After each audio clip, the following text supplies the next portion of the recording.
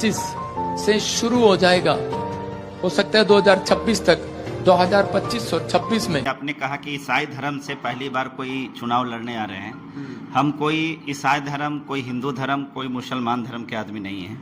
हमारा धर्म जो है इंसानियत है। हम इंसान धर्म को मानने वाले आदमी हैं। मनुष्य के अंदर में जब इंसानियत होती है ना, तो इंसानियत ही धर्म को जन्म देता है।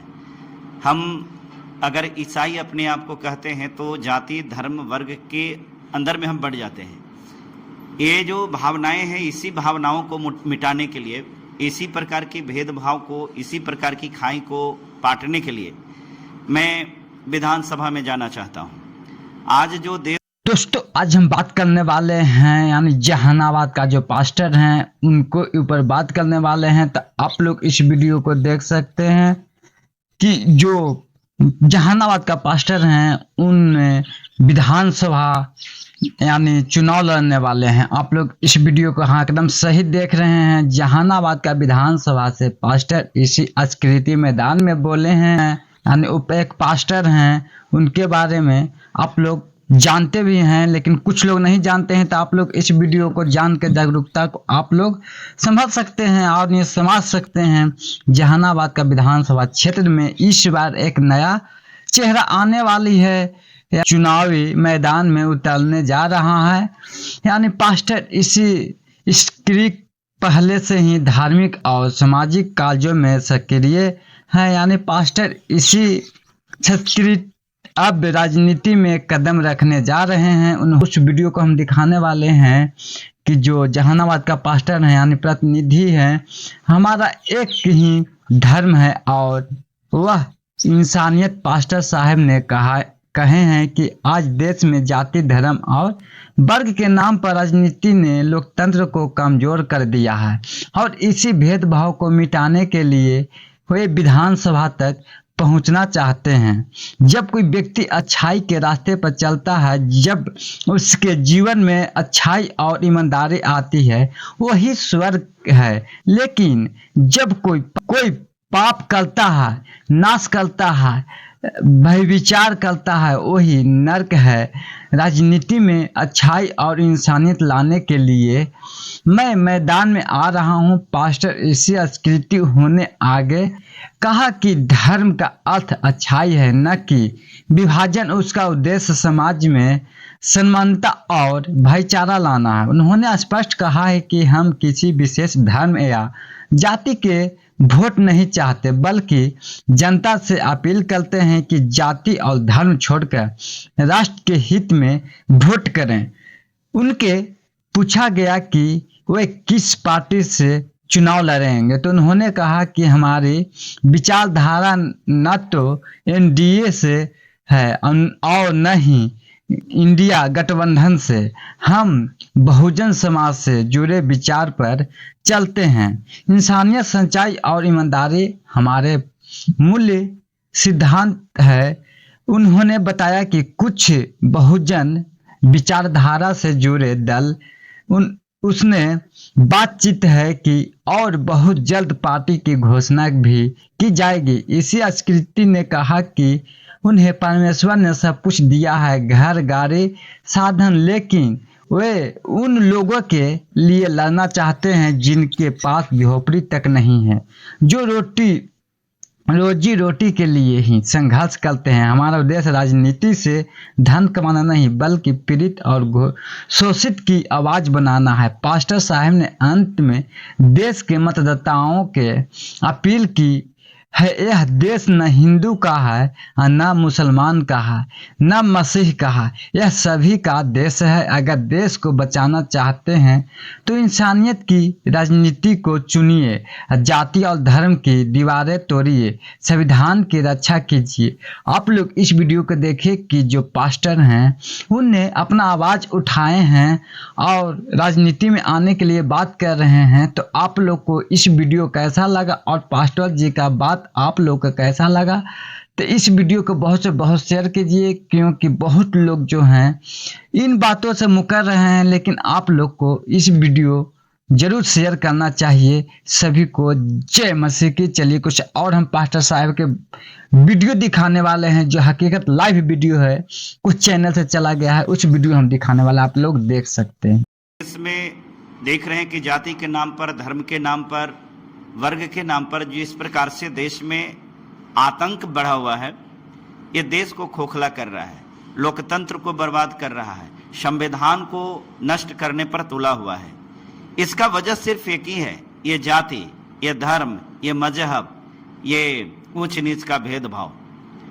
तो मेरा उद्देश्य किसी धर्म के विशेष के बारे में बात करना ऐसा नहीं है। हाँ, एक बात रह गई, शिक्षा। कोई व्यक्ति बाइबल को पढ़ करके शिक्षा ग्रहण किया है तो कोई रामायण महाभारत को पढ़ के ग्रहण किया है, कोई गीता पुराण पढ़ता है तो कोई कुरान भी पढ़ता है। ये उसकी अपनी धार्मिक आज़ादी है और उसकी अपनी जो है वो कह सकते हैं कि उसकी संवैधानिक अपना अधिकार है, जिसके तहत वो करता है। पास्टर साहब, मैंने इसलिए जिक्र किया, मैं जब भी मोबाइल खोलता हूँ और मोबाइल में जब खबर को मैं देखता हूँ तो मेरा दिल झकझोरता है। मेरी अंतरात्मा इस बात को कहती है कि मैं एक पढ़ा लिखा व्यक्ति होकर के देश के लिए मैं कुछ नहीं कर पा रहा हूँ। मैं लोगों को आध्यात्मिक शिक्षा देता हूँ, बाइबल का ज्ञान देता हूँ। बाइबल में जो परमेश्वर ने बताया है कि एक स्वर्ग और नर्क का कॉन्सेप्ट बाइबल में है। स्वर्ग और नर्क है क्या? स्वर्ग के मतलब खुशी, अच्छाई, नर्क के मतलब बुराई, कष्ट, दुख। जब कोई व्यक्ति अपने जीवन में सही आचरण करता है, जब कोई व्यक्ति के जीवन में अच्छाई आ जाती है तो निश्चित तौर पर उसका जीवन आनंद से भर जाता है, खुशी से भर जाती है, वही स्वर्ग है। अगर कोई व्यक्ति चोरी करता है, पाप करता है, तो चोरी का और पाप का कमाई क्या है? कष्ट है, दुख है, भोगना पड़ेगा ना।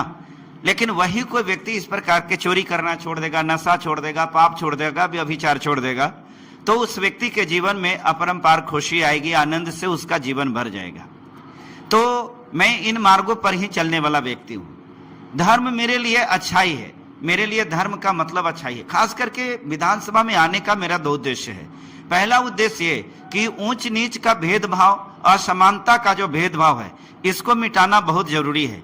आज विधानसभा में ऐसे ऐसे लोग हैं जो घोर जातिवादी है, घोर मैं कह सकते हैं कि देश में सिर्फ नफरत फैलाने का काम करता है। देश टूटने के कगार पर है। नेपाल की स्थिति आपने देखा है, अन्य राज्यों में आपने देखा है, अपने राज्य में ही मणिपुर किस प्रकार से जला वो कोई देखा नहीं। ये क्या चीज के नाम पर हुआ? जातीय धर्म के नाम पर ही न हुआ। नेपाल में हुआ क्या चीज के नाम पर हुआ? जातीय धर्म के नाम पर ही हुआ ना। आज देश में CJI chief justice of India Gavai साहब के ऊपर एक विशेष वर्ग के द्वारा जूता फेंका गया, जातीय धर्म के नाम पर न हुआ। उसने क्या आरोप लगाया कि उन्होंने कहा कि तुम विष्णु का मूर्ति लगवाना चाहते तो खुद विष्णु से कह दो। ये तो धर्म का ही मामला है ना। आज आप बताइए कि हरियाणा में जो एक दलित डीजीपी के नीचे एक रैंक के अधिकारी थे, इतने बड़े अधिकारी कौन, पूरन तो है, नाम मैं भूल रहा हूं, क्षमा चाहता हूं, उन्होंने सुसाइड किया, आत्महत्या किया, तो उनको टॉर्चर किया गया दलित के नाम पर। इसी तो ये जाति धर्म के नाम पर ही है ना। आज देश में कोई ऐसा व्यक्ति नहीं मिलता है कि जाति धर्म से उठ करके इंसानियत की बात करने वाले लोग नहीं मिलते हैं। ये देश कहां जा रहा है? इस देश में राजनीति कहां जा रही है? आज वोट करने वाले लोग जो भी हैं वो सबसे पहले पूछते हैं कि आप कौन जाति के हैं, कौन धर्म के हैं। जाति और धर्म को देख करके जब तक आप वोट करिएगा आपका लोकतंत्र मजबूत नहीं होगा। और मैं एक बात आपके माध्यम से, मैं जितने भी मतदाता हैं, जितनी भी जनता, उनको भी एक बात स्पष्ट कर देना चाहता हूं। क्षमा करिएगा, जाति और धर्म के नाम पर हमें वोट नहीं चाहिए। आपने ना, ये विचारधारा है। हमारी विचारधारा न तो इंडिया से है और ना एनडीए से है।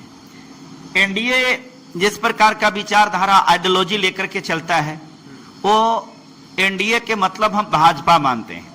भाजपा का जनरेशन जो है वो आरएसएस है। वो आरएसएस से पैदा हुआ है।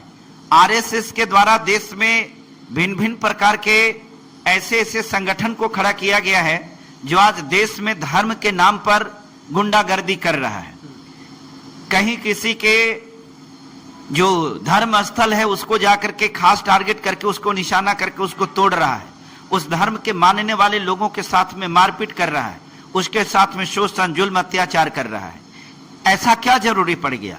आपका धर्म खतरे में आ गया है। आपके प्रधानमंत्री हिंदू हैं, आपके रक्षा मंत्री हिंदू हैं, आपके गृह मंत्री हिंदू हैं, जितना मुख्यमंत्री हिंदू, जितना राज्यपाल हिंदू, जितना बड़ा अधिकारी हिंदू, सबके रहते भर में आपका धर्म खतरा में आ गया और ऐसी नौबत आ गई कि आपको गुंडागर्दी करने की जरूरत पड़ गई। ये धर्म खतरा में नहीं आया है। हकीकत है कि आपने इतने दिनों के अंदर में देश में तरक्की के नाम पर सिर्फ लोगों का शोषण किया, दोहन किया, उत्पीड़न किया। आज देश की जनता को यह बात समझ में आ गई है कि हमारे साथ में क्या हो रहा है। प्रत्येक जनता, जितने भी लोग हैं, सारी जनता क्षुब्ध हो चुकी है उस पार्टी के द्वारा, है ना। और कोई भी व्यक्ति उसको वोट देना नहीं चाहता है। अगले बार भी किसी ने वोट दिया नहीं था। जबरदस्ती कुर्सी को हथियाना इसको कहते हैं, लोकतंत्र में इसको डकैती कहते हैं। ऐसा किया, ऐसे लोगों से मेरी विचारधारा कहां से मिल सकती है? तो किससे मिलता है आपका विचारधारा? मैं एक बहुजन समाज में पैदा हुआ व्यक्ति हूं। मैं सच्चाई, ईमानदारी के रास्ते पर चलने वाला व्यक्ति हूं। मेरे जीवन में झूठ नहीं है। मैं जो कुछ भी बोलूंगा वो सच बोलूंगा, झूठ नहीं बोल सकता। मैं जो भी करूंगा मानवता के हितार्थ के लिए काम करूंगा। हमारे दिल में कशक है उस गरीब के लिए, मजलूम के लिए, उस सताए गए लोगों के लिए, जिसके साथ मैं हमेशा खड़ा रहूंगा। मेरी कामना विधायक बन करके जिस प्रकार से लोग लूटते हैं, लोग अपनी तरक्की करते हैं, अपने परिवार की तरक्की करते हैं, मेरी कामना वो नहीं है। परमेश्वर ने मुझे बहुत कुछ दिया है। परमेश्वर ने मेरे जीवन की सारी खुशियां दिया है। मेरे पास में घर, गाड़ी, बंगला सब कुछ है। मेरे पास किसी चीज की कमी नहीं है। लेकिन मुझे लगता है कि वे लोग जिसको चंद रोटी के लिए मोहताज होते हैं, वे लोग जो झोपड़ी में तो रहते हैं, चूंकि मैं वैसे जगहों पर भी जाता हूं जिनको रहने के लिए, इसी देश में रहने के लिए उनको झोपड़ी तक नसीब में नहीं मिलती है, उनको झोपड़ी तक मुसब्बर नहीं होती है। वैसे लोगों के लिए अगर एक जनप्रतिनिधि चाहे तो बहुत कुछ कर सकता है। हम उसकी आवाज बनना चाहते हैं। हम विधानसभा में जाकर के उसके लिए लड़ना चाहते हैं। तो किस पार्टी से आई है? पार्टी की घोषणा अभी तक तो नहीं हुई है, लेकिन आज एक पार्टी हमारे बारे में विचार कर रही है, चल रही है बात। क्योंकि मैं किसी से बात ऐसे नहीं कर रहा हूं, लेकिन मैंने अपनी इच्छा को सोशल मीडिया पर डाला था। और इस वजह से हैं कुछ ऐसे लोग हैं जो पार्टी अपनी चला रहे हैं, जो बहुजन समाज से ही है। बहुजन समाज पार्टी की बात नहीं कर रहा हूं मैं। बहुजन समाज के मतलब हुआ 85% के ही वो लोग हैं। बहुजन समाज से ही जुड़े हुए कोई पार्टी हो? बहुजन समाज से जुड़े हुए ही पार्टी हैं, जिन्होंने हमें स्वीकारा है, जिन्होंने हमें कहा है कि अगर आप चुनाव लड़ना चाहते हैं तो हम आपके बारे में सोचते हैं।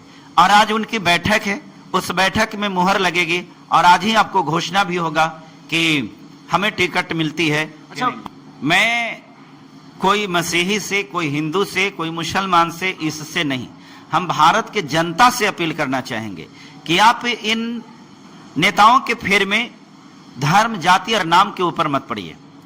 आप ये देखिए कि आपका हितैषी कौन है, आपके बारे में सोचता कौन है, देश के लोकतंत्र को मजबूत कौन करेगा, संविधान की रक्षा कौन करेगा। भारत में जितने भी जो आपका कह सकते हैं कि जो संवैधानिक संस्थाएं हैं, उनकी रक्षा करने वाला कौन है। आप राष्ट्र के लिए काम कीजिए, राष्ट्र के लिए उम्मीदवार को चुनिए। जाति धर्म के नाम पर जब तक राजनीति होगी ना, देश की स्थिति यही होगी। हम कोई मसीही से आग्रह नहीं कर रहे, हम भारत की जनता से आग्रह कर रहे हैं। यह देश कोई मसीही का नहीं है, कोई हिंदू का नहीं है, कोई मुसलमान का नहीं है, यह कोई खास धर्म का नहीं है, बल्कि यह सभी धर्म का देश है। सभी धर्म के लोग इस देश में रहते हैं, तो इस देश को बचाना सभी धर्म के लोगों का अधिकार है। मैं किसी व्यक्ति से वोट नहीं मांग रहा हूं, हमें आपकी वोट की आवश्यकता नहीं है। मैं आपसे अपील करने आया हूं, देश को बचाइए। अगर देश को बचाने के लिए हम जैसे लोग अगर असेंबली में नहीं पहुंचेंगे ना, तो देश बचेगा नहीं, ये देश बर्बाद हो जाएगा।